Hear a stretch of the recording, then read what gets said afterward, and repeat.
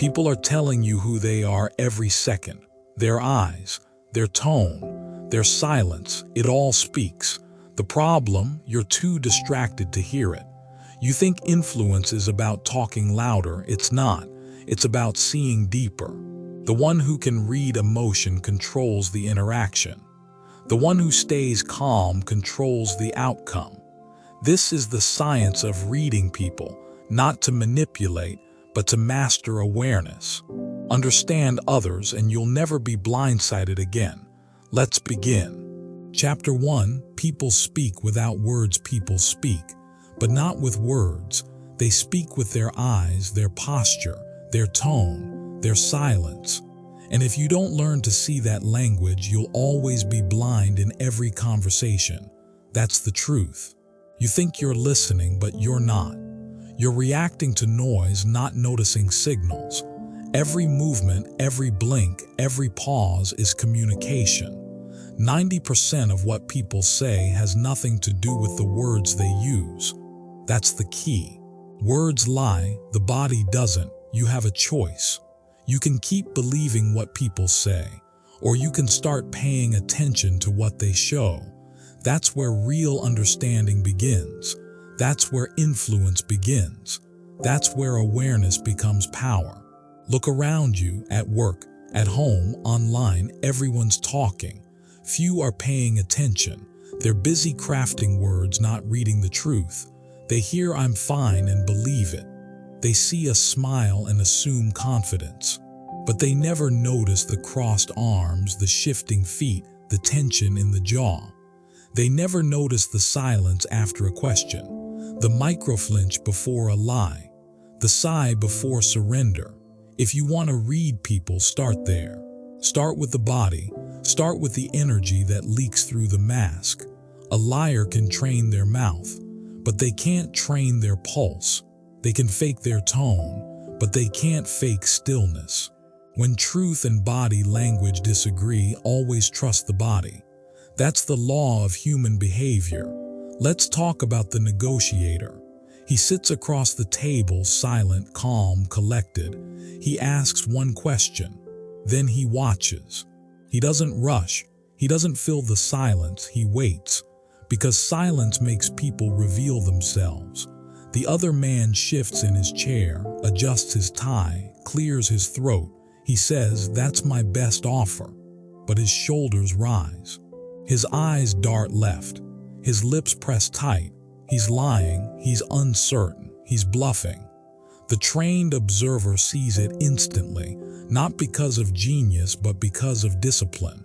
He has trained himself to see beyond the words, to see the truth under the sentence, to see the man, not the message. That's the power of observation. Here's the truth. Most people reveal themselves in seconds. They just hope you're too distracted to notice. They hide behind polite smiles, small talk, or scripted confidence. But the body doesn't cooperate. It betrays them. Always. The nervous intern fidgets with their pen before answering. The overconfident manager leans back too far, projecting power but hiding insecurity. The lover says, "I'm okay," but their voice cracks at the edges. People tell on themselves every day. You just have to stop talking long enough to see it. That's the key. Stop reacting. Start observing. Observation is a weapon. It gives you control without aggression, influence without manipulation. It makes you powerful because it makes you calm. You no longer need to guess people's intentions, you can see them. But reading people isn't about judgment. It's about awareness. It's about clarity. You're not trying to expose others, you're trying to protect your own peace. When you understand behavior, you stop taking things personally. You stop being shocked by betrayal or anger or inconsistency. You realize most people act from fear, insecurity, or ego, not logic. You realize emotion drives behavior, and emotion leaks through body language first. That's the science of reading people. See emotion, predict behavior, respond with intelligence. Here's what you must train yourself to notice: the eyes, the shoulders, the hands. Eyes tell you attention. Are they focused or darting, present or escaping? When someone's eyes can't stay still, neither can their thoughts. Shoulders reveal confidence. Raised shoulders mean stress. Relaxed shoulders mean control. Watch how people carry themselves. Their body posture tells their story. Hands betray anxiety. When people touch their face, play with objects, or clench their fists, it's tension escaping. That's not coincidence. That's biology. You don't need to memorize body language charts. You just need to watch patterns and then watch for when those patterns break. Because change in behavior means change in emotion. And emotion is where the truth lives. Let's test this. Imagine a friend says, "I'm happy for you." Their mouth smiles, but their tone drops. Their head tilts down. You feel tension. Something's off. That's the real message. They said, "I'm happy for you," but their body said, "I'm threatened." And your subconscious picked it up instantly. Now imagine you're in a meeting. You propose an idea. Your boss nods but presses their lips tight and folds their arms. They're not agreeing. They're resisting. That's your signal to pause, not push. Because when you read emotion first, you lead the interaction. Stillness gives you power. Observation gives you control. So what should you do? Start practicing every day. Everywhere when you walk into a room, don't talk. Watch who's relaxed, who's tense, who's performing. You'll see everything: at the grocery store, at the gym, at work. Notice patterns, notice energy. When people talk, look at their eyes, not their words. When they say "no problem" but breathe fast, there is a problem. When they say "I don't care" but can't stop talking about it, they do care. You're not judging, you're decoding. Because here's the truth: reading people isn't about manipulation, it's about protection. When you can read others, you stop being fooled. You stop being blindsided. You stop wasting energy on masks. You can finally respond with clarity, not confusion. That's the power of emotional intelligence. That's the advantage of awareness. Remember this line: people speak without words. Every blink, every breath, every pause is communication. Don't miss it. When you learn to read it, you control your reactions. When you control your reactions, you control your life. That's the key. You don't need their approval. You just need awareness. You don't need to talk more. You need to see more. So from this point forward, watch the world differently. Watch people not for what they say, but for what they reveal. Because the truth is never hidden. It's always shown. And once you see it, you can't unsee it. You've just learned the foundation of emotional mastery: perception. You've seen that people expose themselves through energy, not explanation. Chapter 2: Control the mirror. Your energy teaches them how to treat you. People reflect your emotional state. Always. They don't respond to your words, they respond to your energy. You think you're in control when you talk louder.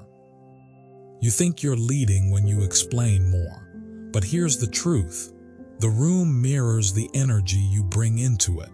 If you show up tense, others tighten. If you show up calm, others breathe easier. If you show up uncertain, they sense it instantly. People are mirrors, and you're the original image. That's the key. The mirror principle: every room you enter has one silent rule. Your energy sets the temperature. You walk in anxious, the energy turns cold. You walk in grounded, the energy stabilizes. You walk in decisive, people align. Think about it.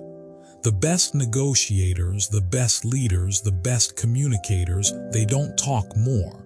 They control the mirror. Their tone doesn't rise and fall with emotion. Their breath stays even. Their eyes stay still. They don't react, they respond. When you control the mirror, you control the reflection. When you control the reflection, you control the dynamic. You have a choice. Let others dictate your mood or decide that your state is non-negotiable. That's the difference between power and panic. Real-world proof. Ever seen a parent calm a crying child? They don't yell. They lower their tone. They breathe slower. They bring the child into their rhythm. That's leadership through energy. Ever seen a manager lose control in a meeting? Their tone spikes. Their frustration leaks through every gesture. What happens? The whole team tenses. People start whispering, defending, withdrawing. They don't trust the leader because the leader lost control of the mirror. You can't lead through chaos. You lead through composure. In negotiations, the one who controls their breath controls the outcome. The one who reacts least wins most, because emotion clouds logic but composure commands respect. So ask yourself right now, what do people feel when they're around you? Tension, uncertainty, calm confidence. Because whatever they feel, they're learning from your energy how to treat you. Energy is contagious. You teach people how to approach you with every sigh, every pause, every frown, every smile. When you're grounded, people instinctively match your pace. When you're scattered, they avoid you. When you're angry, they defend. When you're confident, they open up. This is biology, mirror neurons. Humans are wired to reflect emotional states around them. It's not psychology, it's survival. You set the tone or you absorb someone else's. There's no middle ground, so control the mirror. Lead the emotion. That's the mantra. Say it again. Control the mirror. Lead the emotion. You don't need to be the loudest person in the room. You need to be the most stable one, because stability is magnetic and confidence is quiet. The discipline of control, this isn't about faking calmness. It's about training your nervous system to obey you. When your pulse rises, breathe. When your thoughts race, slow your tone. When someone tries to provoke you, lower your volume. You're teaching your body to obey your mind. That's the discipline. That's emotional leadership. You can't influence others if you can't regulate yourself. And you can't regulate yourself if every mood owns you. People don't respect emotional volatility, they respect consistency. Because consistency feels safe, and people follow what feels safe. So if you want respect, don't demand it, project it. If you want peace, don't chase it, radiate it. It all starts with you. The power of non-reaction. Here's a test. Next time someone insults you, don't respond. Next time someone challenges you, stay still. Next time a situation feels chaotic, breathe slower. Watch what happens. Your calmness becomes the gravity of the room. Their chaos has nowhere to land. This is how powerful people move, not because they're born calm, but because they've built the discipline to stay unmoved. You don't win arguments by shouting louder. You win by staying still long enough for the truth to reveal itself. When you stop feeding reactions, you start feeding power. So don't match their energy, master yours. Don't mirror their chaos, control the mirror. Lead the emotion. That's the key. Your energy is your brand. Every person you meet will forget your words, but they will remember your energy. Was it heavy? Or was it certain? Was it needy? Or was it grounded? Was it scattered? Or was it stable? That's what defines your presence. That's what shapes your influence. You can't fake energy. You can only embody it. And the way you do that is through repetition, through practice, through choosing your state again and again until your body learns the habit of calm control. You have a choice every day to let the world shake you or to steady the world by your presence. And the more you choose control, the more people trust your energy. Remember this, people follow what feels safe. They invest in what feels steady. They open up to what feels understood. Your energy teaches them all of that before you ever say a word. Application: daily energy control routine. Here's your practice. Morning, before you touch your phone, breathe deeply for 1 minute. Center your energy before the world pulls it apart. Throughout the day, notice your breath in stressful moments. If it's shallow, pause, slow down, reset your state before reacting. Evening, reflect on your interactions. Who dictated your emotional state today, you or others? That's the scoreboard, that's the real self-awareness. You don't need their permission to stay composed. You don't need their reaction to stay powerful. You control your mirror. Closing transition. Every interaction, every conversation, every challenge begins with energy.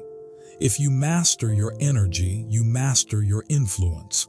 Because people don't follow words, they follow presence. Chapter 3, The Eyes Don't Lie. They say the eyes are the window to the soul. That's not poetic, it's biological fact. The eyes reveal everything. Before a word is spoken, before a lie is told, before a truth is confessed, the eyes reveal.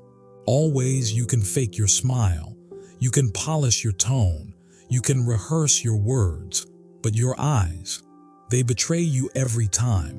If you want to understand people, stop listening for truth, start seeing it. Because every blink, every shift, every moment of held gaze tells a story the mouth is trying to hide. That's the key. The science of the eyes: before you speak, your body speaks. And before your body speaks, your eyes already give you away. Eye behavior, the smallest, subtlest muscle movements, connects directly to your emotional state. When someone's calm, their gaze holds steady. When someone's nervous, their blink rate increases. When someone's lying, their pupils constrict or dart away too soon. You don't need to be a mind reader. You just need to pay attention. But that's the problem, most people don't. Most people are hypnotized by words. They listen too much and see too little. They react to language instead of reading the truth that's right in front of them. You have a choice. Keep believing what people say, or start learning what their eyes are screaming. Example 1, the nervous salesman. Picture this. A salesman approaches you, confident on the surface. His smile looks sharp. His pitch sounds smooth. But his eyes, they flick left, flick right, never staying still. He's blinking faster than normal. His gaze doesn't settle on yours long enough to build trust. His pupils are tight. He's overcompensating. His body says, "I'm anxious," even while his words say, "I'm confident." You feel it before you even analyze it. Something's off. That's the subconscious reading of the eyes. You sense the mismatch between verbal and visual truth. Here's the lesson. When eyes and words conflict, believe the eyes, always. Example 2, the confident leader. Now imagine a true leader. When they speak, they don't scan the room nervously. They connect. Their gaze is calm, focused, unwavering. They don't stare aggressively. They anchor attention. They blink slowly, naturally. Their pupils widen slightly when they talk about purpose or conviction, because their emotions are congruent with their message. Their body says what their mouth says. That's authenticity. That's power. People don't follow leaders because of charisma. They follow because of coherence. Their eyes match their intent. Their energy aligns with their message. That's why we trust them, because everything they project feels true. Remember this, confidence doesn't shout, it looks steady. It's not about dominance, it's about congruence. And the eyes reveal congruence instantly. Example 3, the deceptive coworker. Now the other side. The deceptive coworker. The one who says, "I didn't know about that," while their eyes flash upward to the left. The one who says, "I fully support your idea," but blinks 5 times in 3 seconds. They're leaking truth. They can't help it. Because deception demands energy and the eyes are the first to show fatigue. Microexpressions happen faster than your mind can fake them. A single flicker of fear, a flash of guilt, a darting glance at the door. Your instincts feel it before you process it. That's not paranoia, that's perception. Your subconscious has been decoding eyes since you were a child. You just stopped trusting that instinct. So learn to trust it again. Learn to notice, not assume. That's the discipline. Notice, don't assume. Here's where most people fail. They jump to conclusions. They see one quick glance and call it deceit. They see one blink and label it fear. That's not awareness. That's arrogance. Reading eyes isn't about judging, it's about observing patterns. It's not about catching lies, it's about understanding emotion. You don't analyze one data point, you look for rhythm. Does their blink rate stay consistent? Does their gaze wander only during pressure moments? Do their pupils expand when they speak about something they care about or contract when they lie? You're not a detective. You're a listener who watches. You're learning to read the emotional frequency behind the words. That's the key. Training your observation muscle. If you want to master this skill, you must train your eyes to slow down. Stop multitasking. Stop reacting. Watch. Practice during conversations. When someone speaks, don't just nod. Notice. How do their eyes move when they talk about something they love? How do they shift when they talk about something uncomfortable? Where do they look when they recall details? Left, right, down, away. Patterns matter. Emotions repeat. The more you observe, the sharper your instinct becomes. This is your edge. Because most people are distracted. Most people don't see. You will. And when you do, you'll start hearing the truth even in silence. Emotional leadership through eye contact. Eye contact isn't a contest. It's a connection. Too little and you seem weak. Too much and you seem aggressive. But just enough, steady, calm, deliberate, builds trust instantly. Because consistent eye contact communicates self-control. You're saying without words, I see you, I'm here, I'm certain. That's influence without effort. That's emotional leadership through gaze. So next time you talk, lead with your eyes, slow your blink rate, match your tone with your gaze. Hold attention through calmness, not through dominance. You don't need their permission to be confident.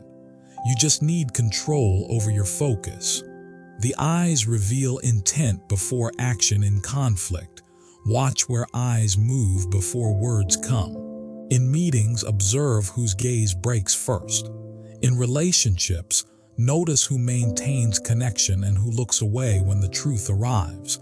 These are not random gestures. They're data. And the data tells you everything about trust, loyalty, and fear. The eyes reveal intent before behavior exposes it. That's emotional intelligence at its highest level, seeing what others don't say. When you master that, you stop reacting and start predicting. You're no longer surprised by betrayal. You're no longer fooled by charm, because you saw it before it happened. The eyes reveal, always. The discipline of awareness. This is not about becoming suspicious of everyone.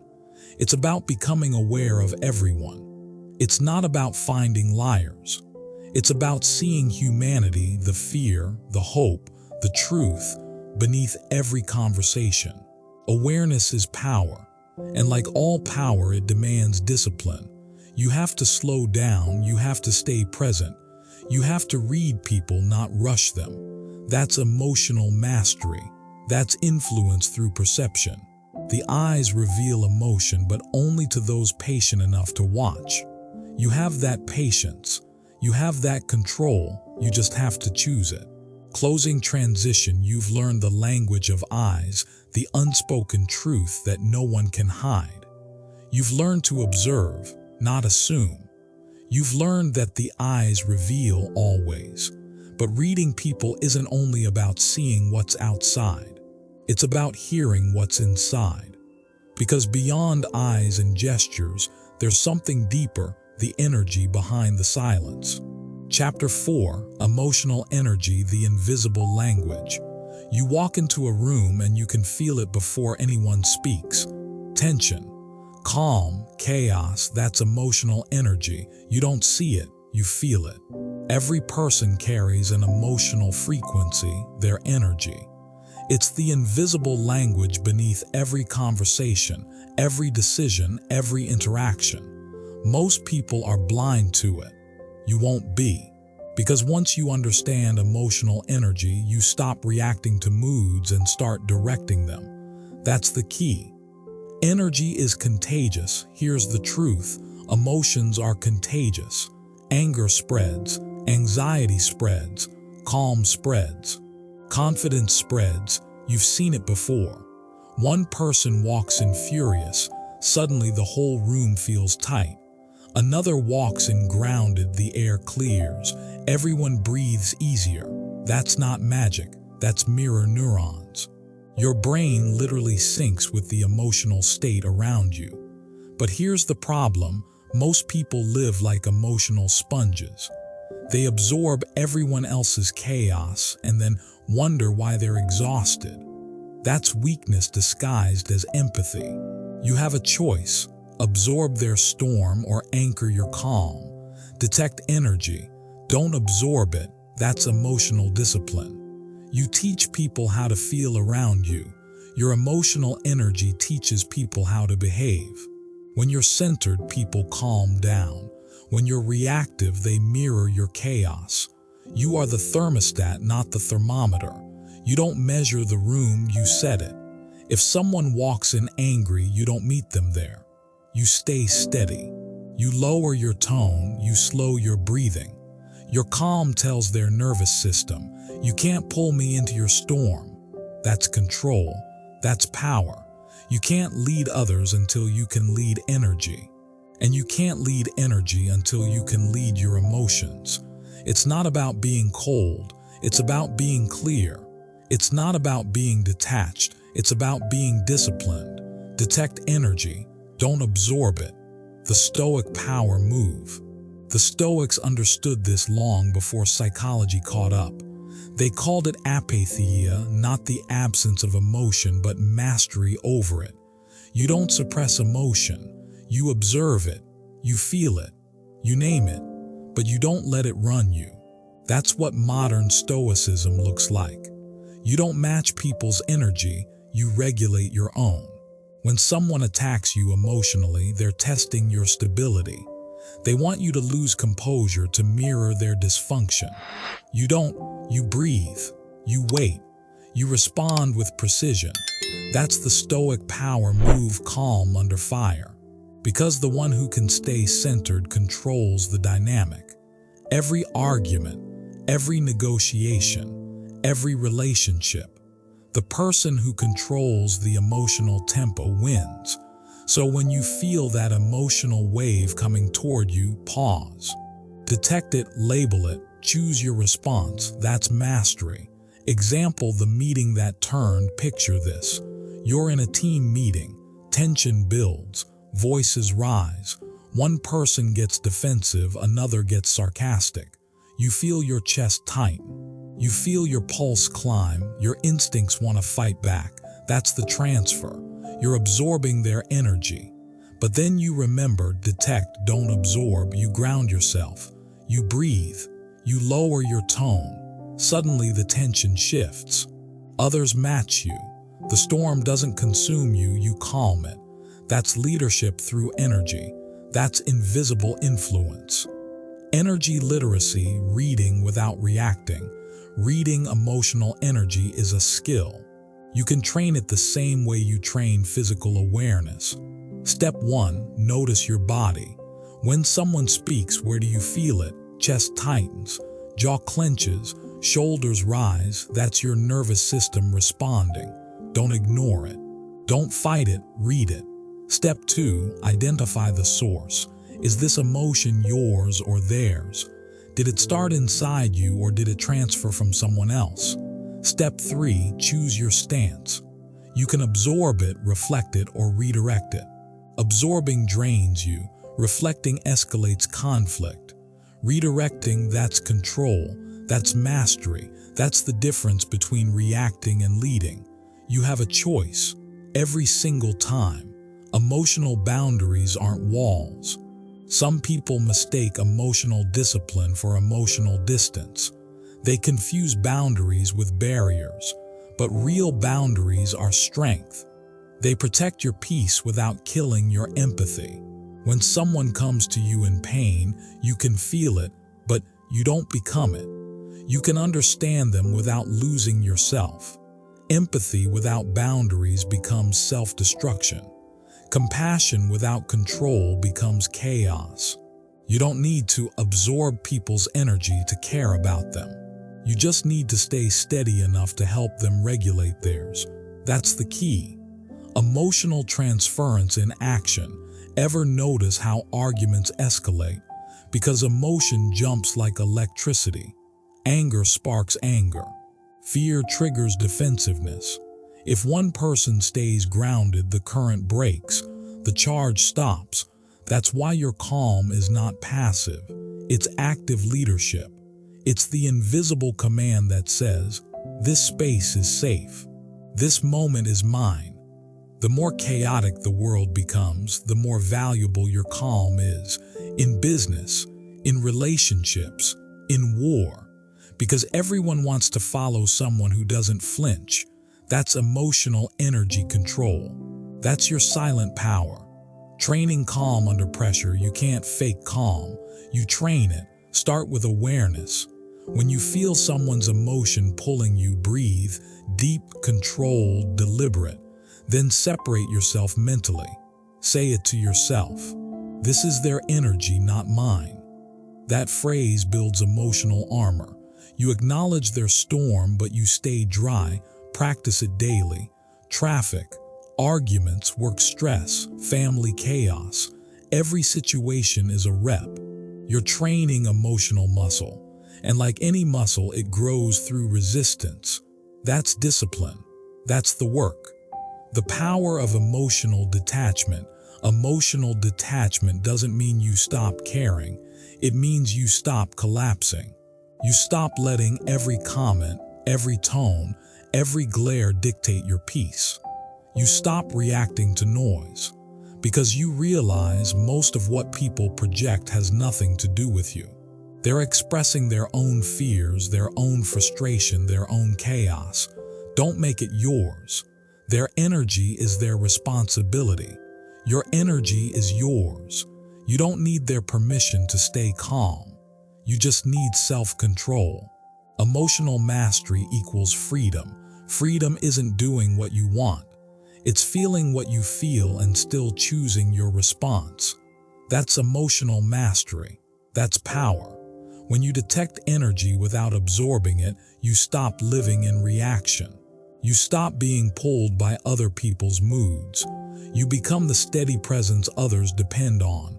That's influence. That's strength. That's peace. And that peace is earned through repetition. Every time you choose calm over chaos, you strengthen it. Detect energy, don't absorb it, that's the code. You've learned to sense what others can't see. You've learned to detect energy before it takes you. You've learned to build calm that can't be shaken. But awareness is only the beginning. Because once you master emotion, you face a deeper challenge: intent. People will use emotion to manipulate, to persuade, to deceive. You must see through it. You must read motive before it strikes. Chapter 5. Words are weapons. Listen for what's missing. Words are weapons, and most people use them carelessly, slicing without knowing, defending without precision, and losing battles they never even realized they were in. But here's the truth. The most dangerous part of speech isn't what's said, it's what's avoided. That's where the truth hides, in the hesitation, in the tone shift, in the filler words that try to smooth over discomfort. You think you're listening, but you're not. You're hearing the noise, not the message. That stops now. You have a choice. You can keep reacting to surface words, or you can start decoding the real language, the one beneath the sound. That's the key. Learning to hear what's missing. Let's start with an example you've lived 100 times, a job interview. You ask, "What's the team culture like here?" They reply, "Oh, we really value teamwork. Everyone helps each other." Sounds good, right? But listen closer. Their tone was flat. Their eyes blinked fast. They rushed through it like a script. You ask again, "Can you give an example of how your team collaborates?" They hesitate. They say, "Well, yeah, sure. We have a Slack channel." There it is. That pause, that vague filler, that's the truth leaking out. Silence exposes motive. When people avoid detail, it's because detail exposes reality. When they dodge a question, it's because the answer costs them something. When they overtalk, filling silence with words, it's because silence feels dangerous to them. Listen for what's missing. That's the weapon. That's the power. In every conversation, words are armor, tone is the sword, silence is the battlefield. A salesman says, "Trust me, this is the best deal you'll ever get." You notice his voice cracks, his eyes dart. He's overcompensating. He's using volume to mask uncertainty. It's not about the words, it's about the rhythm, the breathing, the emphasis. A confident man doesn't rush. He doesn't repeat himself to convince you. He knows the truth doesn't need defending. You have a choice to react to the sound or to observe the intent. You don't need their permission to pause before you answer. That pause is power. That pause lets you process, detect, and decide. This is where emotional discipline meets communication mastery. Because listening, truly listening, requires control. Most people can't handle silence. They jump in too early. They fill every gap with reassurance. They think silence means awkwardness, rejection, failure. You'll learn to weaponize silence. When you ask a question and get hesitation, wait. Let the silence hang. Don't rescue them from it. The truth will crawl out eventually. That's how professionals negotiate. That's how leaders assess character. That's how warriors read opponents before a move. The one who controls the silence controls the truth. You've been conditioned to believe that communication is about words. It's not. It's about energy exchange. The words are just a disguise. The energy underneath, that's the real message. When someone says, "I'm fine," but their tone is clipped and they look away, you know they're not fine. When your coworker says, "No problem," but their shoulders stiffen, you know there's a problem. The body tells the truth the mouth won't. And silence reveals the truth words can't. The eyes reveal, always. The tone reveals, always. The silence exposes motive, always. You have to train your ears not just to hear but to decode. Start noticing the gaps. In conversation, listen for the shift in tone when certain topics arise, the delay before an answer, especially after direct questions, the filler words, actually, basically, honestly, all signs of self-editing. These are cracks in the mask. That's where authenticity leaks through. When you start to hear what's missing, you stop being manipulated. You stop being surprised. You stop taking everything at face value. You start understanding why people speak, not just what they say. This awareness is power, but it's also responsibility. Because when you begin to read people this way, you'll see through them, their insecurities, their defenses, their attempts to impress or hide. And that can make you cynical if you're not careful. Don't use this to judge. Use it to understand. You're not here to expose people. You're here to protect your energy, to know who's real and who's rehearsed, to make decisions based on truth, not noise. You have a choice to let words mislead you or to let silence guide you. It's not about perfection. It's about awareness. It's not about manipulation, it's about mastery. So here's your real-world practice. This week, in every interaction, count to 2 before you answer. 2 seconds of silence. Let them speak. Let them reveal. You'll notice something incredible. People start filling the silence themselves. They'll add more detail. They'll confess more truth. They'll expose their own motive, because silence makes people honest. Detect the energy. Don't absorb it. Listen for what's missing. Don't rush to fill it. You'll start hearing lies before they're spoken. You'll start sensing agendas before they unfold. You'll start leading conversations instead of reacting to them. That's the key. Here's another exercise. Record yourself speaking about a difficult topic. Play it back, not for the words, but for the rhythm. Where did your tone rise? Where did your breathing change? Where did you pause longer than usual? That's your emotional truth leaking out between your words. You'll understand others faster once you learn to hear yourself. Master the silence inside, and you'll read the silence outside. Most people spend their lives broadcasting noise, begging to be understood. Few ever learn to listen with precision. But you're building something different. You're building discipline. You're building awareness. You're building presence. You don't just hear, you decode. You don't just react, you observe. You don't just communicate, you command. That's the mark of power. That's the mark of calm authority. That's the stoic edge. Because real strength doesn't shout, it listens. Remember this phrase, let it echo through you. Silence exposes motive. That's not just a communication rule, it's a life principle.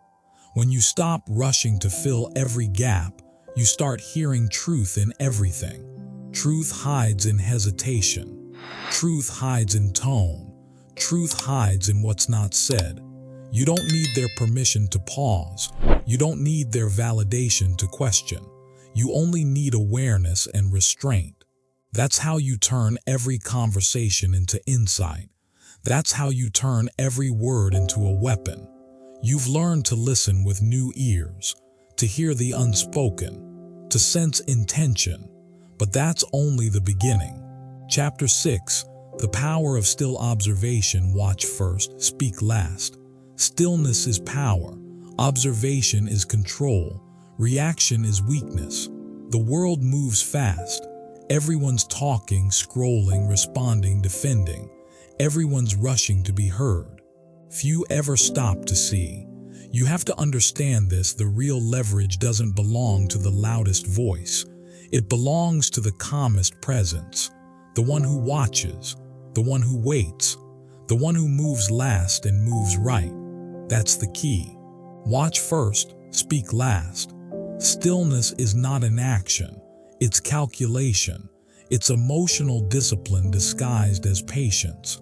It's the ability to observe 10 moves ahead while everyone else is busy reacting to the first. You have a choice. You can let your emotions run the show, jumping to defend, explain, correct. Or you can choose control, to stay still, to gather data, to let silence do the work. Because silence works.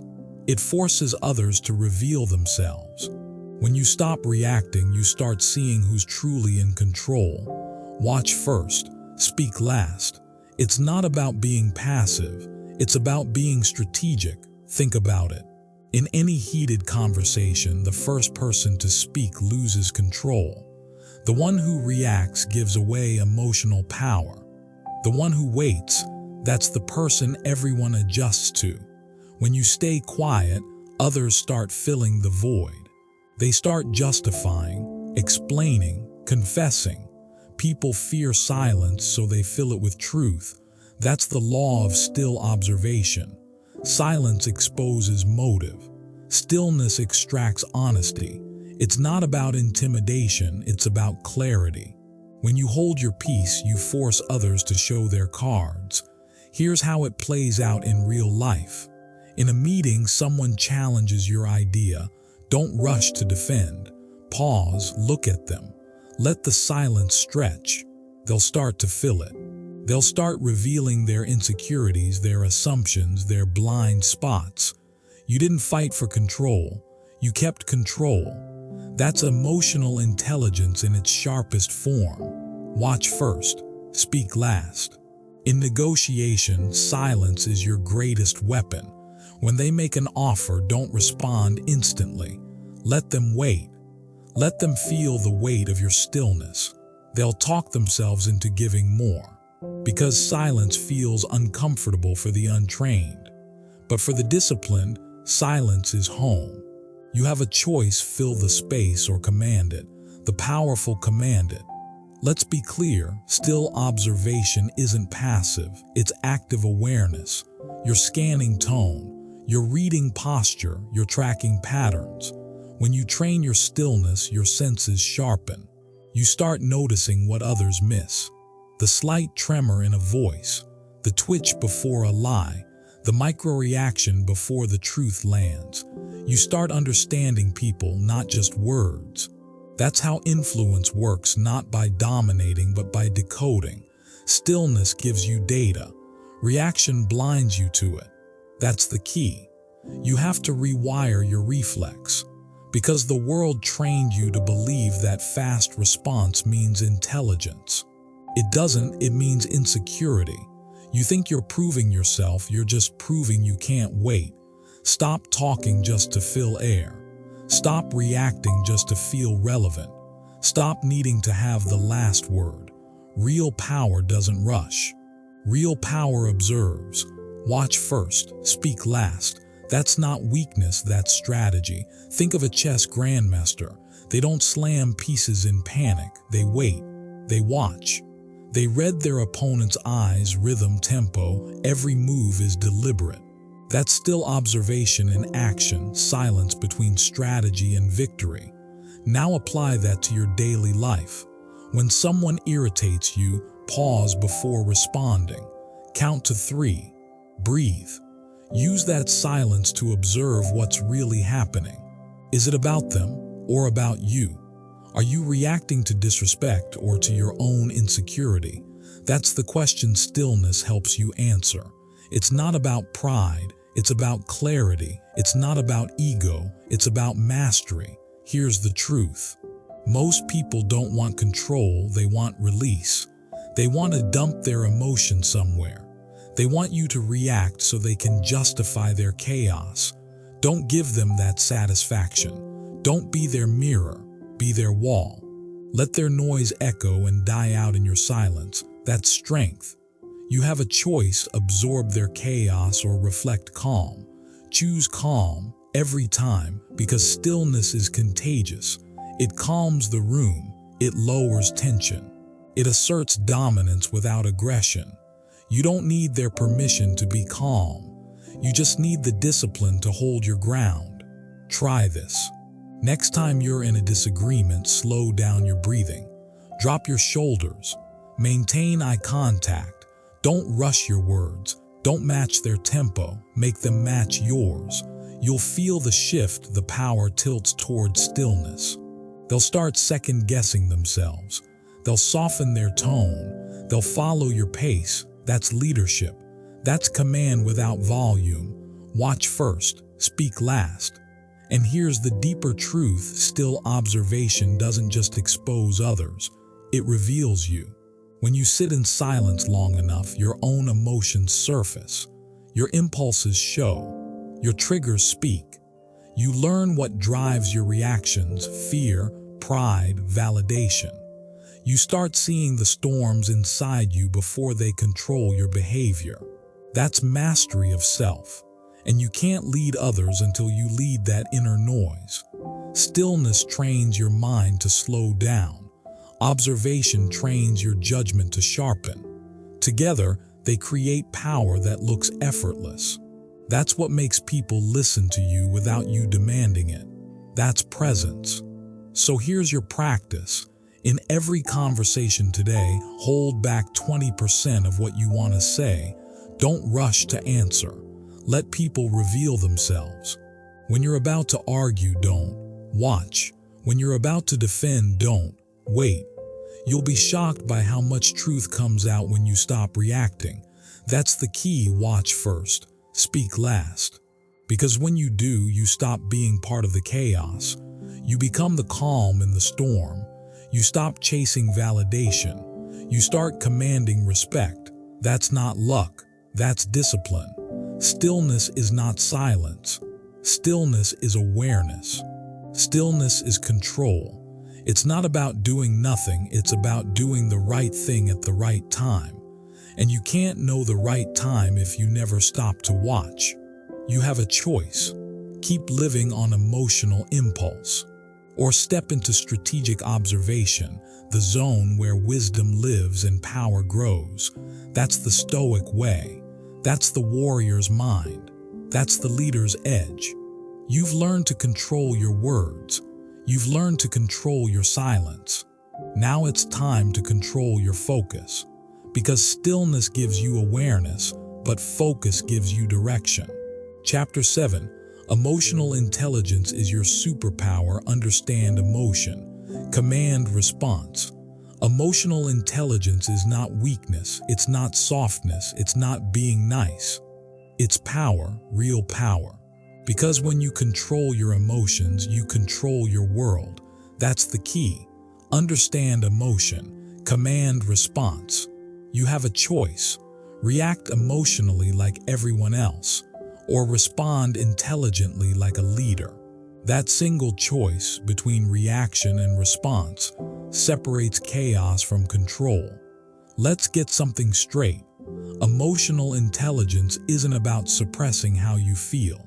It's about understanding what you feel and then choosing how to use it. It's not about ignoring anger. It's about directing it. It's not about avoiding discomfort. It's about using it as data. It's not about pretending to be calm. It's about being calm because you trained for it. You have emotions. Everyone does. But the disciplined person doesn't serve their emotions. Their emotions serve them. That's emotional intelligence. That's leadership. That's the difference between control and collapse. Think of emotional intelligence as awareness under pressure. Anyone can stay composed when life is easy. But when things get tense, when you're insulted, rejected, or challenged, that's when it counts. Because pressure exposes training. It reveals who you really are. When your emotions flare, you face a decision point, react or reflect, explode or observe, lose control or lead the moment. You have a choice. That's the power emotional intelligence gives you, the pause between impulse and action. That pause is everything. That pause is freedom. Let's take a real example. Imagine you're a leader in a meeting. Someone challenges you publicly, dismisses your idea, mocks your approach. Everyone's watching. The emotionally weak person reacts. They snap back, defend themselves, make it personal. They lose composure and the room loses respect. The emotionally intelligent leader pauses. They don't meet fire with fire. They meet it with stillness. They listen. They observe. They respond with precision, not emotion. They might say calmly, "I see your point." Let's look at the data before we jump to conclusions. No raised voice. No ego, just command. And what happens? The energy in the room shifts. The attacker looks small. The leader looks unshakable. That's the key. Emotional intelligence isn't about being unfeeling. It's about being unbreakable. Understand emotion. Command response. Here's the truth most people don't want to hear. Emotions aren't enemies. They're messengers. Anger tells you where your boundaries are being crossed. Fear tells you where you're unprepared. Sadness tells you what matters most. The problem isn't that you feel. The problem is that you don't listen to what the feeling is telling you. You react to the emotion instead of learning from it. That's the flaw. And discipline is the fix. It's not about being emotionless. It's about being emotionally educated. You have to train emotional intelligence the same way you train your body, through reps, through awareness, through correction. Start here. When something triggers you, pause before reacting. Ask yourself, what's this emotion trying to tell me? Then decide, how can I use this energy instead of being used by it? That's it. Simple, not easy, but transformative. Because once you stop being owned by your emotions, you start owning your results. That's the key. Here's another truth. Emotional intelligence is the foundation of every great communicator, negotiator, and leader. People who read emotion lead emotion. They don't fight the storm, they surf it. You've seen it before, a leader who walks into a chaotic room and somehow brings calm. They don't shout. They don't panic. They just feel the energy and shift it. They see the anger beneath a complaint. They hear the fear behind aggression. They sense the insecurity under arrogance. They read the emotion beneath the behavior and they respond to that. That's mastery. Understand emotion. Command response. In every human interaction, there's an emotional exchange happening under the surface. Words are just the surface. Tone, posture, rhythm, that's the language of emotion. When someone speaks harshly, ask yourself, what are they defending? When someone shuts down, ask, what are they protecting? You stop taking things personally because you see it's not about you, it's about them. That's freedom. That's intelligence. You can't control how others act, but you can control how you interpret their actions. And that interpretation decides your peace. That's the key. Emotional intelligence also requires self-honesty. You can't master emotion if you keep lying about what you feel. If you say, I'm fine, when you're not, you're training denial, not control. If you bury resentment, it will rot your focus. If you fake positivity, you'll explode later. The strongest people aren't emotionless, they're transparent with themselves. They don't suppress their pain, they study it. They don't deny their fear, they face it. They don't reject emotion, they regulate it. That's emotional maturity. That's growth. You have a choice: hide from your emotions or harness them. Choose mastery every time. Here's the practice. Start labeling emotions as they rise. Not judging, just labeling. I feel anger. I feel disappointment. I feel fear. That awareness immediately creates distance between you and the feeling. It gives you space to act instead of react. Then ask yourself, what's the most useful response right now? That's it. Not the most emotional, not the most dramatic, the most useful. That's what emotional intelligence sounds like. Calm, clear, controlled, understand emotion, command response, and don't mistake calmness for weakness. Calm is the most dangerous emotion in the room. It disarms chaos. It breaks patterns. While everyone else yells, you stay steady. While everyone else panics, you breathe. While everyone else reacts, you calculate. That's emotional dominance. You don't need their permission to stay calm. You don't need approval to control your reaction. You just need discipline. It's not about ego, it's about evolution. It's not about dominance, it's about direction. When you master your emotional response, you stop living on impulse. You start living by intention. That's emotional intelligence, and that's your superpower. Every conflict you face, every decision you make, every relationship you hold, all of it runs through emotion. The question is, who's in control? You or the emotion? If it's the emotion, you'll always be a victim of the moment. If it's you, you'll always be the architect of the outcome. That's the difference between chaos and command. And it starts with one rule: don't just feel, understand. Don't just react, respond. Understand emotion, command response. That's how you lead yourself. That's how you lead others. That's how you win. Chapter 8. Influence through empathy, the quiet advantage. You want influence. You want respect. You want control. But here's the truth most people ignore. Control doesn't come from dominance. It comes from understanding. Empathy isn't weakness. It's not softness. It's the most powerful prediction tool in human interaction. Empathy is prediction. When you understand why people feel, you understand how they'll act. And when you can predict, you can lead. You can guide. You can influence quietly, effectively, without force. That's the quiet advantage. Most people think influence is loud. They think it's persuasion, charisma, or dominance. But real influence doesn't shout. It observes. It listens. It studies. Empathy is not about agreeing with people. It's about decoding them. You don't need to approve of someone's feelings to understand them. You just need to read the emotional logic that drives their behavior. Because every action is emotional first, rational second.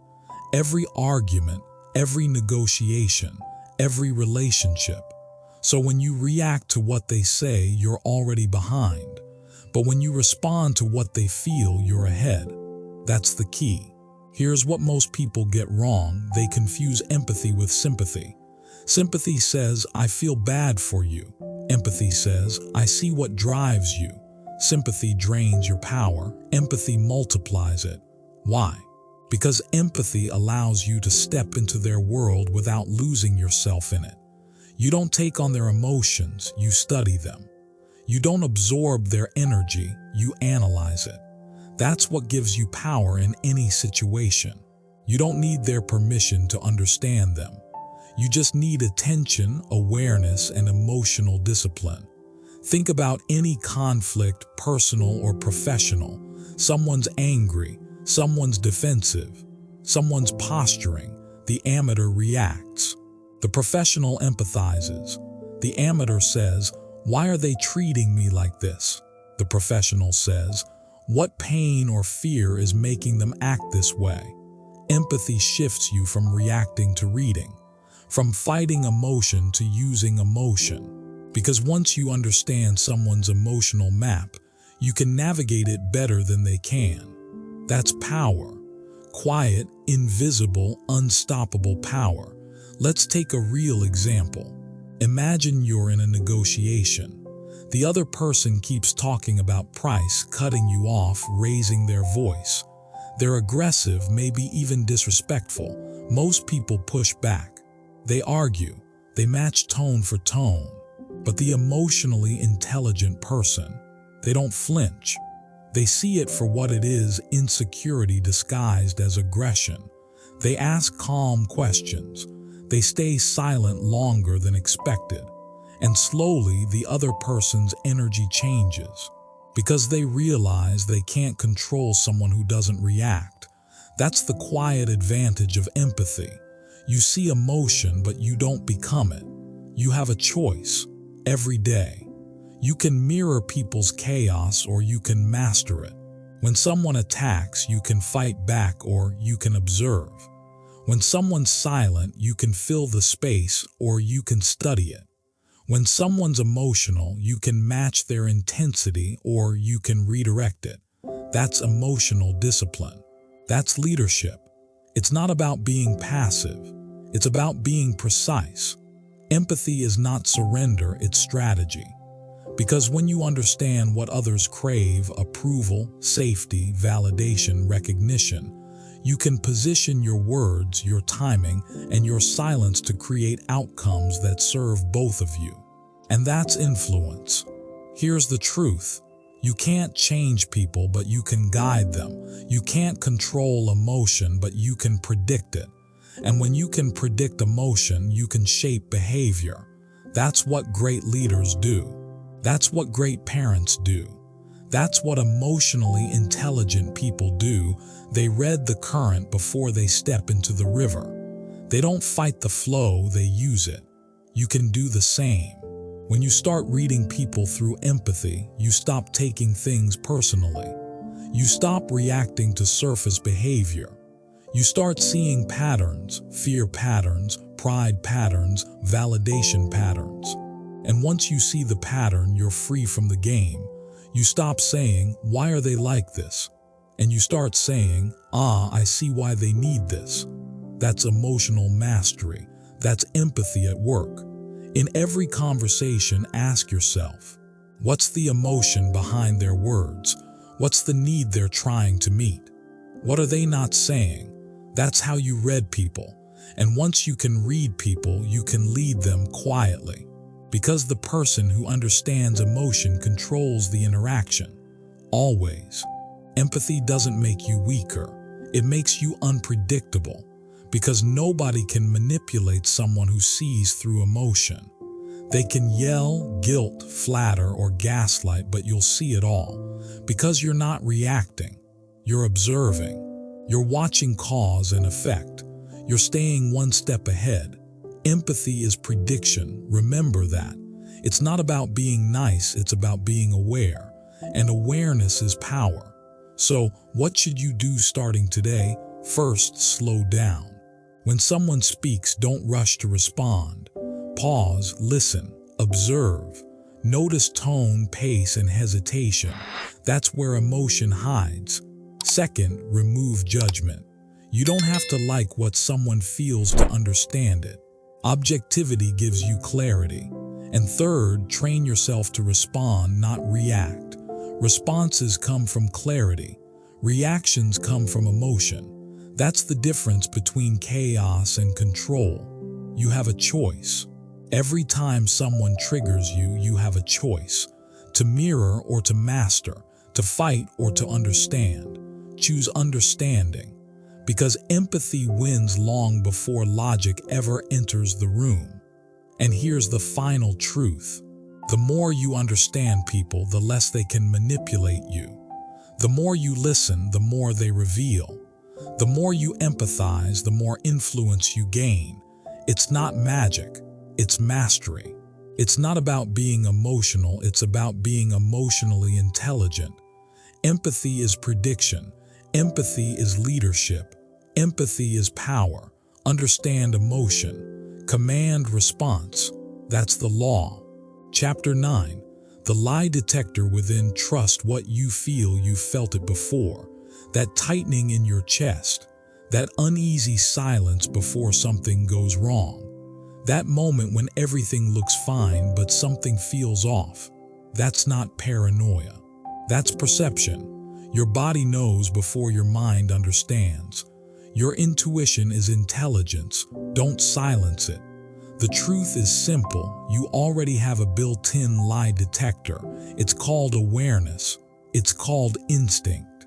It's the oldest part of your intelligence, the part that kept your ancestors alive when words couldn't.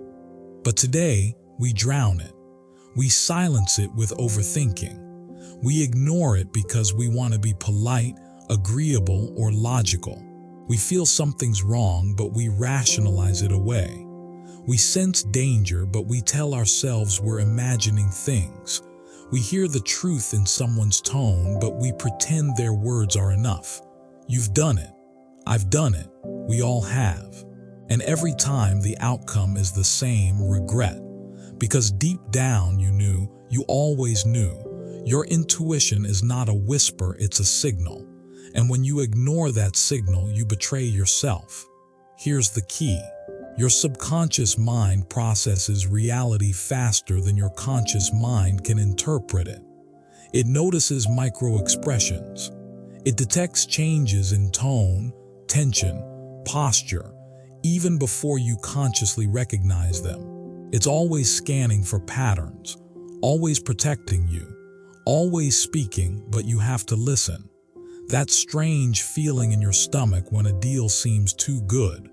That shift in your breathing when someone's lying straight to your face. That flash of irritation you can't explain when you meet a new person. That's data. That's your inner radar detecting a mismatch between appearance and truth. You have a choice. You can keep trusting words, or you can start trusting energy. You can keep looking for proof, or you can start trusting patterns. Because energy never lies, behavior never lies, only words do. That's the key. When someone's tone doesn't match their message, believe the tone. When their smile doesn't reach their eyes, believe the eyes. When your gut tightens, believe the tension. Your body speaks the truth, even when your mind doesn't want to hear it. But here's the problem. Most people are addicted to rationalization. They rewrite reality to make it comfortable. They trade instinct for illusion. They say things like, maybe I'm overreacting. Maybe I'm just being negative. Maybe I should give them another chance. No. Stop gaslighting yourself. Stop making excuses for what you know deep down. Intuition is not emotion. Emotion reacts. Intuition recognizes. It's not fear, it's awareness. It's not insecurity, it's intelligence. Your intuition doesn't shout, it whispers. It doesn't demand, it warns. And every time you ignore it, it gets quieter until it stops speaking at all. You can't afford that silence. Let's take a real example. Imagine you're about to close a business deal. Everything looks perfect on paper. The numbers, the promises, the smiles, all flawless. But something inside you tenses. You can't explain it logically. You just feel the disconnect. If you ignore it, you'll probably sign the deal and regret it later. Because your gut saw what your eyes missed. Maybe it noticed a microsecond of hesitation when the other person said, "Trust me." Maybe it caught the slight flicker of arrogance under their charm. Maybe it just sensed inconsistency, that something about the story didn't match the energy behind it. That's not magic. That's biology. Your subconscious brain processes millions of data points per second. And when something doesn't fit, it sends one message: pay attention. That's not fear, that's accuracy. You have to train that signal again. Rebuild your internal trust. Here's how. Step 1, pause before reacting. When something feels off, don't argue with it. Don't rush to explain it away. Just pause. Stillness reveals truth. Because truth doesn't need to be chased, it shows itself when you stop ignoring it. Step 2, separate intuition from anxiety. Anxiety shouts. Intuition whispers. Anxiety is repetitive. Intuition is precise. Anxiety says everything is wrong. Intuition says that thing is wrong. Learn the difference. That's emotional discipline. Step 3, gather evidence from behavior, not words. The moment your gut alerts you, start observing. Do their actions align with their words? Does their timing match their tone? Do they shift energy when truth gets close? You'll start to see it clearly, because intuition guides attention. You don't need their permission to trust your own body. You don't need validation to follow your instincts. You just need to stop apologizing for what you know. Because the truth is, your intuition is your first defense against deception. Not logic, not analysis, not proof. Proof comes later. Intuition comes first. And when you learn to listen to it, you stop being manipulated. You stop walking into traps disguised as opportunities. You stop chasing people who have already shown you their truth. You have a choice to live by what's said or by what's felt. People who trust their intuition walk differently. They move slower but with confidence. They listen more but speak less. They don't second-guess every feeling, they test it, observe it, and act with calm certainty. Because they know the body senses truth before the mind rationalizes it. That's emotional intelligence in motion. That's self-trust. That's the ultimate lie detector, the one built inside you. And here's something powerful to remember. Intuition isn't mystical.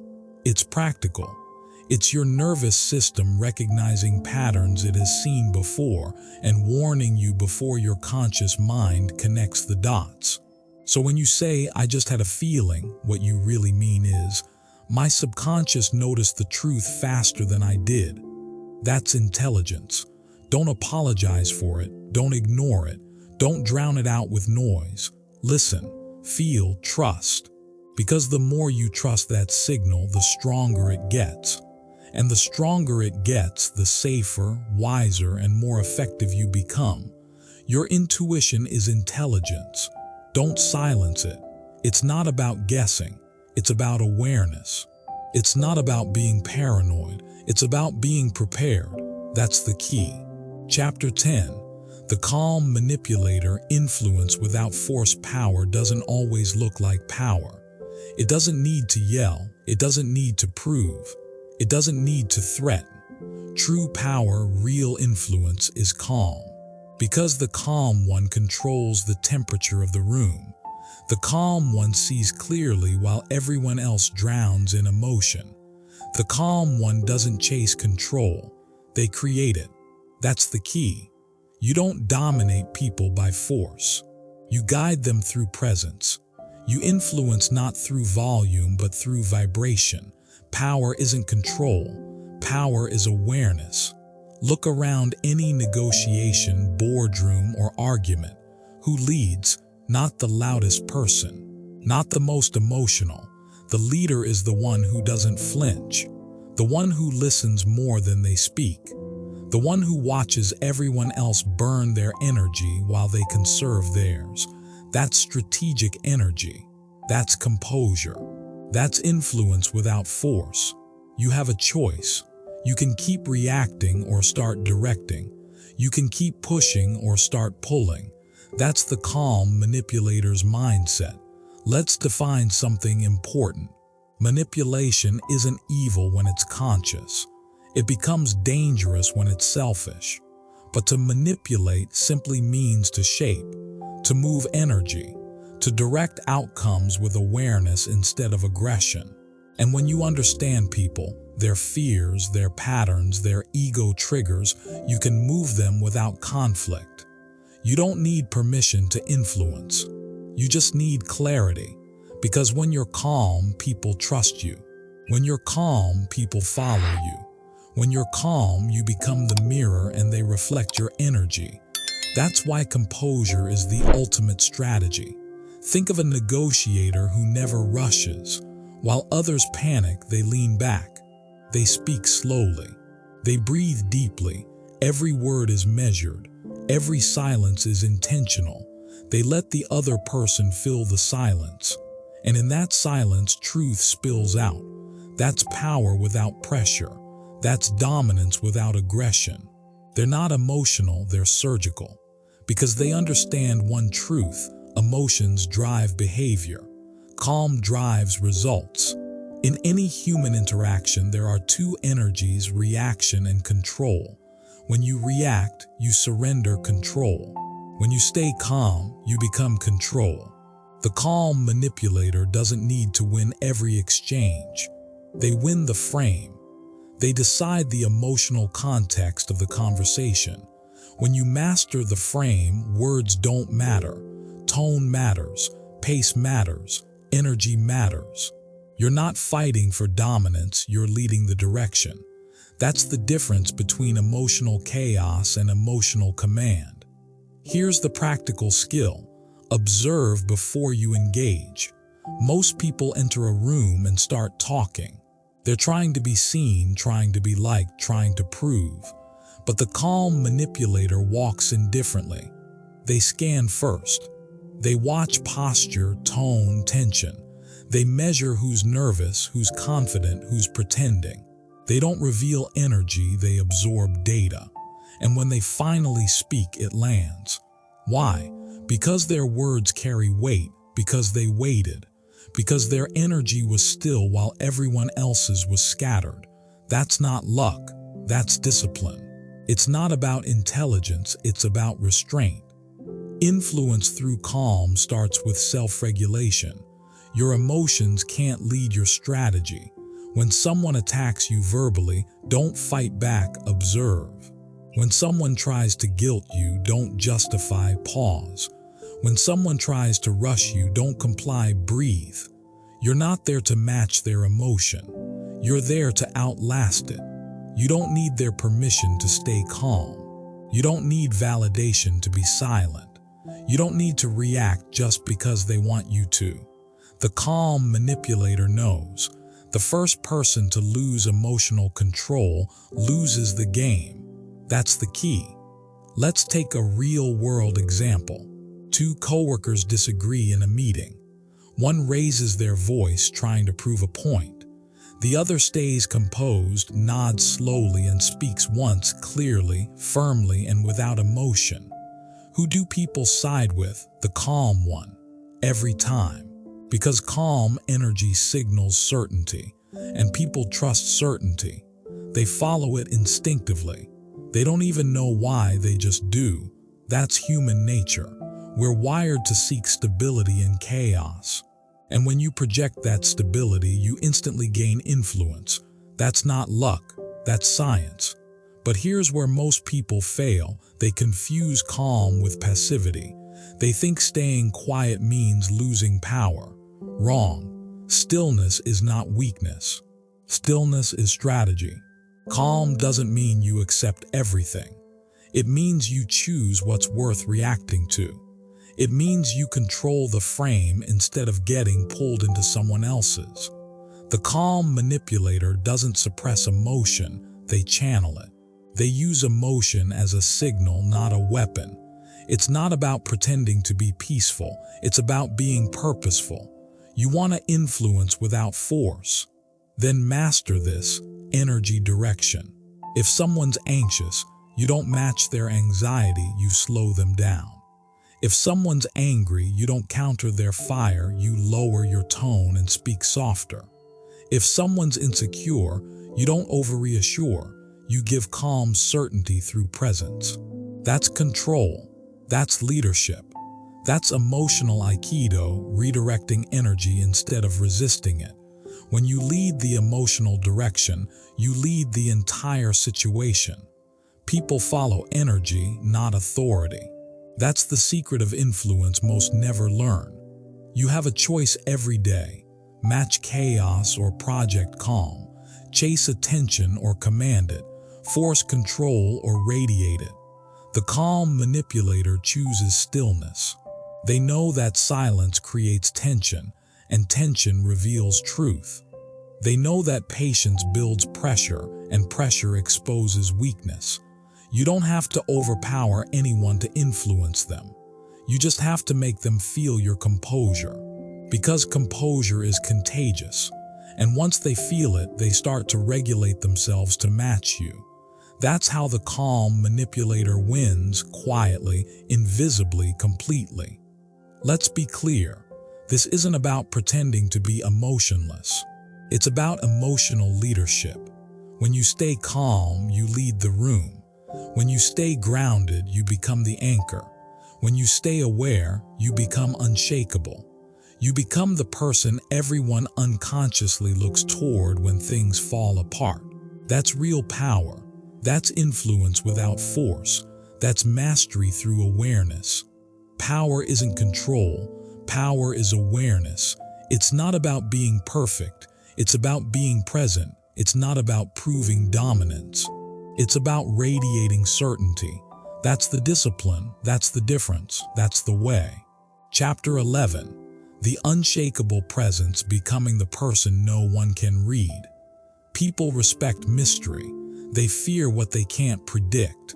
And in a world obsessed with exposure, the one who remains unreadable holds the power. This is what I call unshakable presence. It's not about silence for silence's sake. It's about control, total control over how much of you the world gets to see. Because when people can't read you, they can't manipulate you. That's the key. Most people broadcast their emotions like a loud radio. You can see their anger, their fear, their envy all over their face. Their tone gives them away. Their posture leaks information. And that's why they lose leverage before the game even starts. But the person who keeps their inner world calm, who reveals nothing, that's the person others study. That's the person others respect. You have a choice. Be transparent and predictable, or composed and powerful. Let's be clear, unshakable presence isn't arrogance. It's not pretending to be a statue. It's mastery of reaction. You're not cold, you're contained. You're not detached, you're deliberate. You've trained yourself to respond, not react. And that's rare, because people want to explain themselves. They want to prove their intentions. They want to defend their choices. That's emotional leakage, and it kills power. You don't need to justify yourself. You don't need to overshare. You don't need their permission. You just need presence. Presence starts with stillness. When you walk into a room, don't rush your energy. Slow down, observe, listen. Take inventory of the emotions around you before you decide how to engage. When everyone's talking, you hold silence like a weapon. When they push for a reaction, you give them none. Because the more you react, the more you reveal. The more you reveal, the more predictable you become. Predictability is weakness. Mystery is leverage. That's the key. Look at the great leaders, the ones who command attention without raising their voice. They don't chase validation. They don't rush to fill silence. They understand that silence is not emptiness. Silence is control. When you pause before speaking, you create space, and in that space, others lean forward. They fill the silence with their own thoughts, their own anxieties. You've just taken control of their attention without saying a word. Power isn't about dominance. Power is about gravity. You attract it when you stop trying to impress. To build this kind of presence, you must discipline 3 things. 1. Your face. Your facial expressions tell the world everything or nothing. Train your face to stay neutral, not blank, not robotic, calm. Keep your resting expression unreadable. Let your default be composed, collected, grounded. 2. Your tone. Your tone can betray your inner storm. Lower it, slow it. Make your voice an anchor, not a wave. A calm tone cuts deeper than shouting ever could. People listen to calm voices because they signal certainty, and certainty commands trust. 3. Your energy. Your energy is the subtext of every interaction. Anxious energy repels respect. Grounded energy pulls it in. Control your breathing. Control your pace. When others speed up, you slow down. When others panic, you hold steady. That contrast, that stillness, makes you magnetic. You have a choice every time you enter a conversation, to blend in with chaos or to be the calm. Most people mirror the energy they receive. You, on the other hand, must set the energy. That's leadership. If someone's angry, you stay composed. If someone's emotional, you stay measured. If someone tries to bait you, you stay silent. Because you know something they don't. Emotional control is the highest form of dominance. Let me be blunt, being unreadable is not about manipulation. It's about sovereignty. You own your emotions. You own your reactions. You don't let the world dictate your state. That's what makes you unshakable. When you stop explaining yourself, you stop giving away your power. When you stop reacting instantly, you start observing strategically. And when you stop being predictable, people start treating you with caution and respect. They'll call you mysterious. They'll call you intimidating. Let them, because what they're really saying is, I can't figure you out. And that's exactly where you want to be. Understand this, calm is not weakness. Calm is confidence under control. Calm is what happens when you've stopped needing to prove your worth. The loud ones, they reveal insecurity. The silent ones, they reveal mastery. You can't fake this presence. You build it through repetition, through small, deliberate moments where you choose control over reaction. When you're criticized, breathe, pause, respond with precision. When you're praised, accept it, but don't crave it. When you're challenged, smile, stay centered, and let your results speak. That's presence. That's unshakable. But here's the truth no one tells you: becoming unreadable takes emotional endurance. You'll feel misunderstood.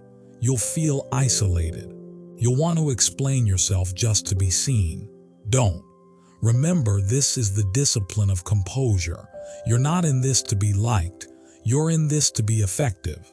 You have a choice: to be understood by everyone or respected by few. Choose respect. That's the key. Here's what to do starting today. Practice neutral observation. When you walk into any environment, analyze first.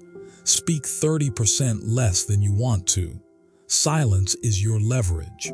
When emotions rise, lower your breathing rate, slow your movement, keep your voice level. Don't rush to fill pauses. Let them do the work for you. Remember that your reactions are your responsibility, not their provocation. These small habits, repeated daily, build an aura of composure that no chaos can shake. Understand this: when you master your reactions, you master perception. And when you master perception, you master influence. People don't follow noise. They follow gravity, and gravity comes from stillness. Be the calm center in the storm. Be the person who doesn't flinch. Be the one no one can read, but everyone feels drawn to. Because unreadable doesn't mean emotionless. It means intentional. It means you decide what to express and when to express it. That's control. That's strength. You have a choice: to live at the mercy of every emotion or to rule them like a quiet king. Choose control. Choose calm. Choose presence. That's the key.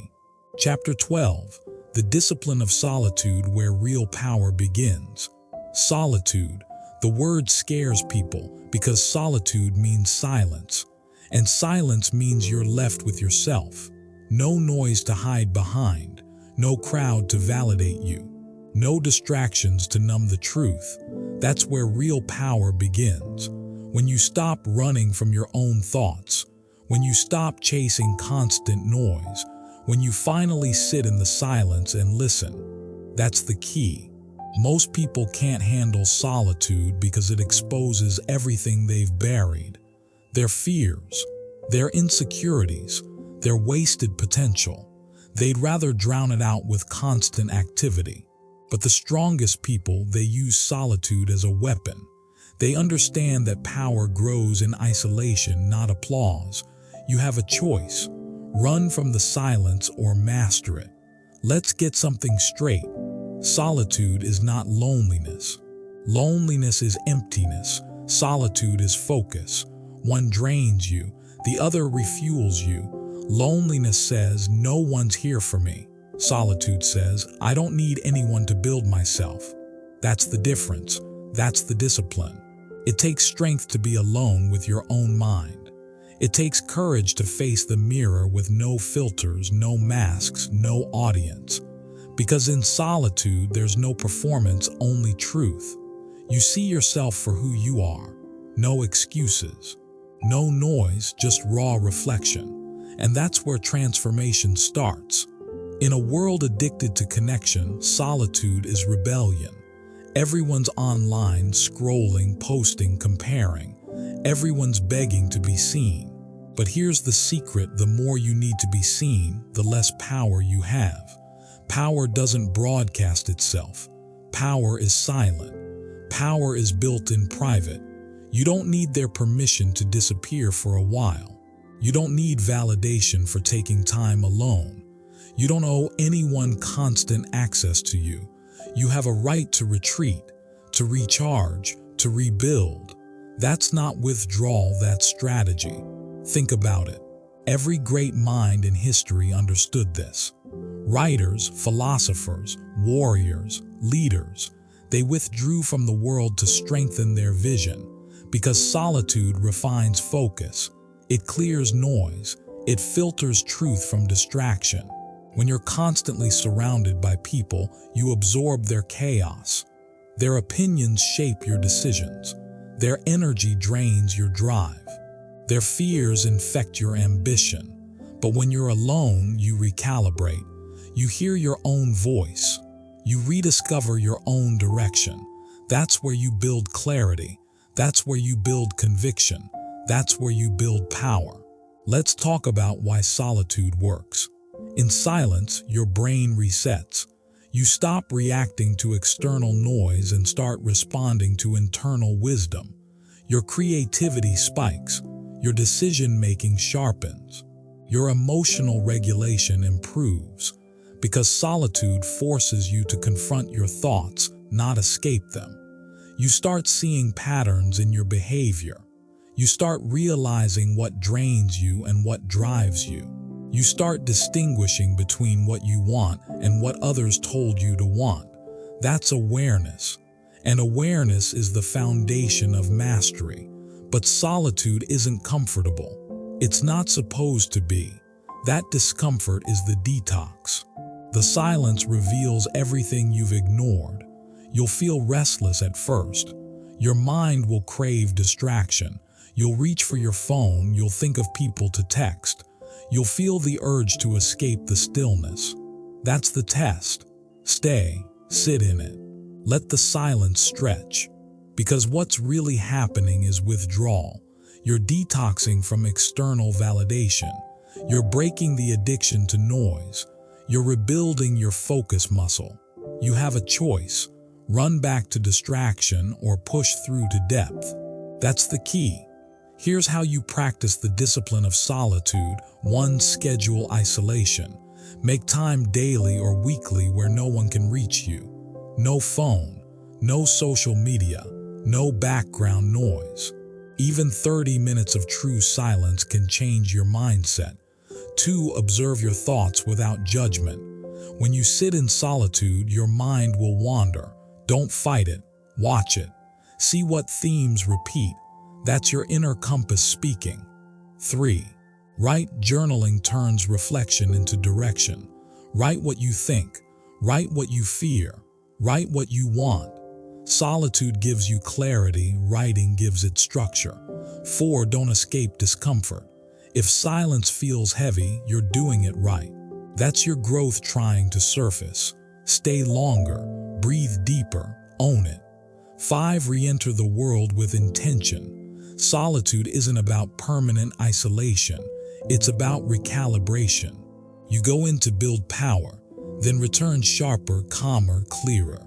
Here's the paradox. When you learn to be alone, you attract better people, because you no longer need anyone to fill your emptiness. You operate from fullness, not desperation. You choose connection, not cling to it. People feel that difference. They can sense when you're grounded. They can sense when your energy isn't begging for attention. That's magnetic. It's not about rejecting the world. It's about mastering yourself before you engage with it. That's discipline. That's maturity. That's power. Let's talk about the mental clarity solitude brings. When you're constantly stimulated, your thoughts become noise. When you isolate, they become signal. You start hearing solutions instead of problems. You start seeing opportunities instead of chaos, because solitude gives you perspective. It slows the world down long enough for you to see what truly matters. Most people live in reaction. You, in solitude, start living by design. You don't wait for peace, you create it. You don't chase focus, you protect it. That's the key. There's a dangerous myth that solitude makes you antisocial. Wrong. Solitude makes you intentional.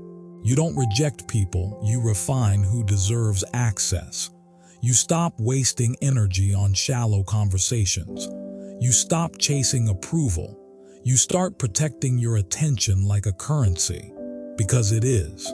Attention is your most valuable resource, and solitude teaches you how to spend it wisely. Here's the transformation. At first, solitude feels empty. Then it feels heavy. Then it feels peaceful. And finally, it feels powerful. You stop needing the world to tell you who you are. You start defining it yourself. You stop seeking noise. You start creating meaning. You become calm. You become clear. you become complete. That's unshakable presence in its purest form, not built by applause but by awareness. You have a choice every day, to drown in the noise or to rise in the silence, to depend on others for strength or to build it alone. Choose solitude, choose focus, choose mastery, because that's where real power begins. Chapter 13. The Legacy of Mastery: Leaving a Mark Without Losing Yourself. Mastery isn't about what you gain, it's about what you leave behind. Every action, every word, every moment, it leaves a mark. The question is, what kind of mark are you leaving? The world remembers impact, not intention. It remembers strength, not noise. And the truth is, your legacy isn't built when people are watching. It's built in the moments of discipline no one sees. That's the key. You've spent this entire journey learning how to master your emotions, your focus, your presence, your silence. Now comes the final step, the one most people never reach: legacy. Because power means nothing if it dies with you. Wisdom means nothing if it isn't lived through your actions. You have a choice: to chase attention or to create influence, to perform or to be. Your legacy is not what people say about you. It's what they become because of you. Most people confuse legacy with fame. Fame fades. Legacy endures. Fame is loud. Legacy is silent. Fame says, "Look at me." Legacy says, "Remember the lesson." And that's the difference between those who shine temporarily and those who shape time itself. You don't need their permission to leave an impact. You just need alignment between what you think, what you say, and what you do. When your actions are consistent with your principles, you leave clarity behind. When your emotions are guided by discipline, you leave calm behind. When your words come from truth, you leave strength behind. That's legacy. Not a name carved in stone, but a mindset carried forward. Let's break this down. To build a legacy, you need 3 disciplines: purpose, presence, and principle. Purpose gives direction. Without it, you drift. With it, you endure. Purpose answers the question, why am I doing this? If your answer is ego, you'll burn out. If your answer is truth, you'll last. Purpose isn't found, it's forged. Through repetition, through failure, through reflection. Every obstacle you've overcome wasn't random, it was preparation. Every setback was shaping you to carry something larger than yourself. That's the weight of mastery, not power over others, but responsibility within yourself. Presence is how you live that purpose daily. It's how you show up, how you speak, how you respond. Presence is your energy in motion. When you're centered, people feel it. When you're calm, chaos loses power over you.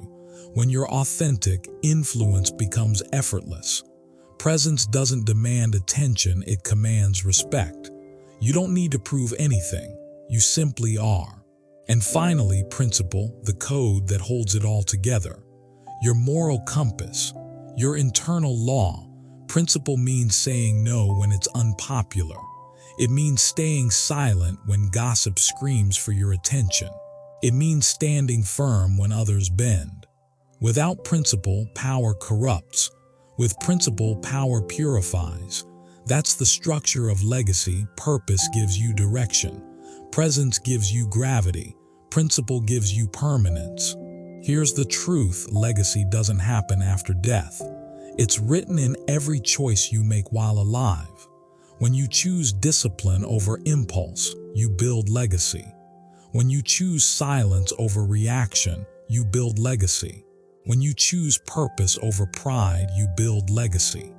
You're writing it right now, whether you realize it or not. Every day is a vote. Every decision is a sentence. Every moment is a brick.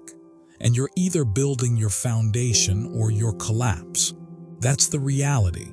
So how do you build legacy without losing yourself? Start by remembering this. You don't owe the world your energy, only your example. Stop trying to prove your worth. Start living it. Stop chasing followers. Start inspiring action. Because legacy is never about how many people know your name.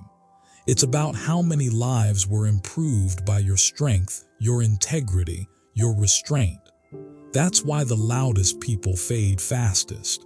They burn bright, but they burn shallow. The quiet ones, the grounded, the aware, the disciplined, they last.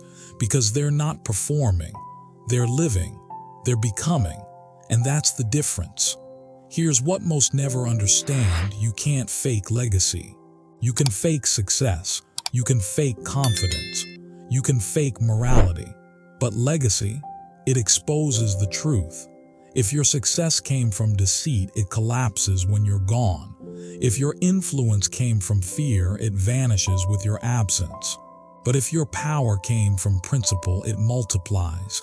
Because real legacy is transferable. It inspires. It educates. It expands. Your calm teaches others to find theirs. Your discipline gives others permission to build their own. Your silence reminds others that power isn't volume, it's control. You don't even have to speak for your legacy to speak for you. But there's a warning here. Legacy without balance destroys. Some people build empires but lose themselves. They gain admiration but lose peace. They chase immortality but forget humanity. That's not mastery. That's ego disguised as greatness. True mastery protects the soul while shaping the world. True legacy leaves impact without sacrificing integrity. You have a choice to become a monument or a movement. Monuments crack, movements endure. It's not about being remembered forever. It's about being remembered right. That's the key. So here's your call to action. Build your legacy daily, not through grand gestures, through consistent standards, through how you treat people who can't help you, through how you respond when no one is watching, through how you hold your composure when chaos strikes. That's legacy in motion. Every time you choose awareness over anger, you expand your reach. Every time you choose discipline over doubt, you strengthen your foundation. Every time you choose empathy over ego, you build immortality. Because legacy isn't built on fame. It's built on frequency. The consistent vibration of who you are long after the noise dies. And when the world asks, what did they leave behind? The answer won't be wealth. It won't be titles. It won't be followers. It will be character. It will be clarity. It will be calm. You'll be remembered for the silence that steadied the storm, for the presence that commanded attention without demanding it, for the discipline that outlasted chaos. That's the legacy of mastery. That's the mark of one who knew themselves fully and lost nothing in the process. You have a choice to live loudly and fade fast, or to live intentionally and echo forever. Choose mastery, choose meaning, choose legacy. Final chapter: the mind unreadable, the art of emotional discipline and quiet power. There's a power that doesn't speak. It doesn't argue. It doesn't chase. It simply exists, calm, controlled, and untouchable. That's you when your mind becomes unreadable. See, everyone today wants to be seen. They post every thought. They share every emotion. They broadcast every win and every loss. But here's the truth. The loudest man in the room is rarely the strongest. The real strength belongs to the one who can control what others never see. That's the key. Emotional discipline isn't about pretending you don't feel. It's about mastering what you reveal. You have emotions, but they don't have you. You feel anger, but you don't act on it. You feel doubt, but you don't speak it. You feel pain, but you don't perform it. That's emotional control. That's quiet power. Let's get one thing straight. You don't have to explain yourself to anyone. You don't have to justify your moves. You don't need their permission. You only need your focus, your awareness, your calm. Because when your mind becomes still, your world follows. When your emotions stabilize, your decisions sharpen. When you no longer react to chaos, you start directing it. That's real mastery. Step 1, observe everything. React to nothing.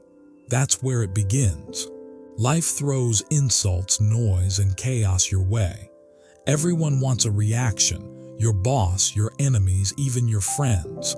But every time you react emotionally, you give away control. Stop feeding people your energy. Stop handing over your power. You have a choice. You can respond like everyone else, loud, impulsive, defensive, or you can hold still. You can breathe. You can listen. You can decide when and how to respond. That's discipline. That's strategy. Remember this, silence is not weakness. Silence is calculation. You're not ignoring the world, you're studying it. You're reading patterns, you're collecting data. You're seeing who gets triggered, who overcompensates, who folds under pressure. You're playing chess while they're playing checkers. When you master your reactions, people start to wonder what you're thinking. They can't predict you. They can't manipulate you. And when no one can read you, they can't control you. That's quiet power. Step 2, discipline your emotions before they discipline you. Emotions are like wild horses.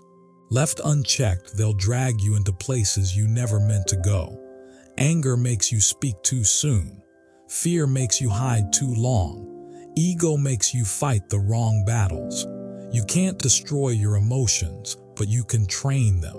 You control your breathing, you control your words, you control your posture. That's how you tell your mind, I'm in charge now. When you feel the storm rising, pause. Don't respond in that moment. Wait. Watch. Let the emotion settle and the truth will appear. Because emotion distorts reality, but calm reveals it. It's not about pretending you don't care. It's about caring with precision. It's not about being cold. It's about being composed. It's not about apathy. It's about authority. You have a choice. Every moment you can choose to react or you can choose to remain in control. And control always wins. Step 3, master the art of emotional minimalism. Not every thought needs to be said. Not every problem needs to be shared. Not every feeling needs to be displayed. In a world addicted to oversharing, restraint is revolutionary. Hold your emotions like currency. Spend them only where they matter. You don't owe anyone access to your mind. You don't owe anyone your vulnerability. You decide what to reveal, when to reveal it, and why. That's not manipulation, it's leadership. You're showing the world that your peace is yours, not negotiable, not for sale. You'll notice something when you start living this way. People lean in. They start paying attention because mystery commands respect. Predictability invites manipulation. An unreadable mind forces people to think twice before crossing you. And that's the goal, not to be feared but to be respected. Not to dominate others but to dominate yourself. Step 4. Practice calm under pressure. When chaos hits, the untrained mind panics. The disciplined mind plans. You'll face moments that test everything: betrayal, loss, failure, uncertainty. Your instinct will scream, react. Don't. Hold the line, breathe. Think, decide. You can't always control what happens, but you can always control what it means. You can always control your next move. That's the discipline of quiet power. When you can keep your composure in hell, people start to think you own heaven.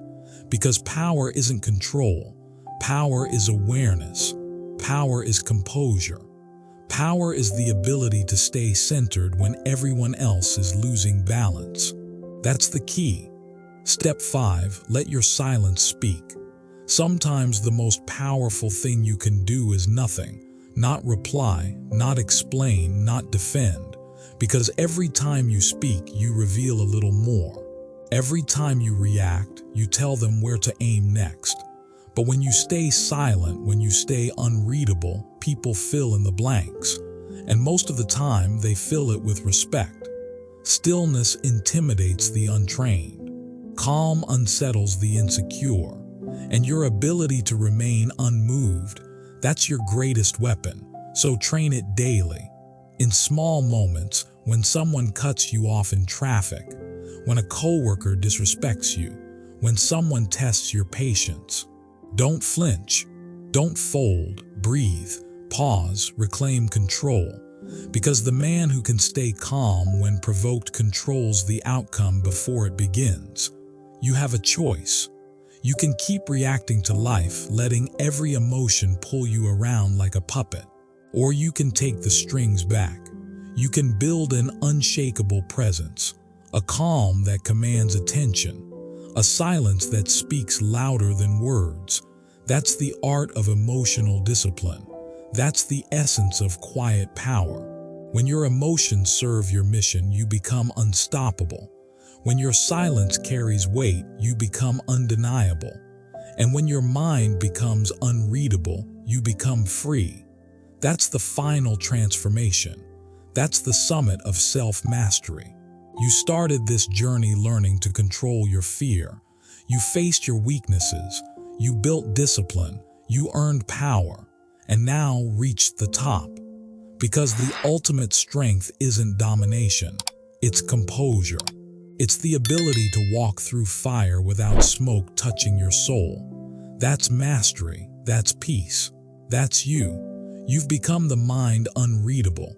You've become the calm within chaos. You've become the force that doesn't need to prove its power because it is power. And that's where real greatness begins. Not in noise, not in anger, but in the quiet certainty of a disciplined mind. You've just learned the most powerful human skill, the ability to read people. But understanding is useless without discipline. Every conversation from now on is a test. Watch their eyes, hear their tone, feel their energy. Don't rush to speak. Observe, decode, decide. You have a choice to live unaware or to live awake. Awareness gives you control. Control gives you peace. And peace, that's real power. The next time someone walks into the room, don't ask, "What are they saying?" Ask, "What are they showing?" Because the world belongs to those who see what others miss. You've learned to read people. Now use it quietly, powerfully, relentlessly. The science is yours. The mastery is up to you.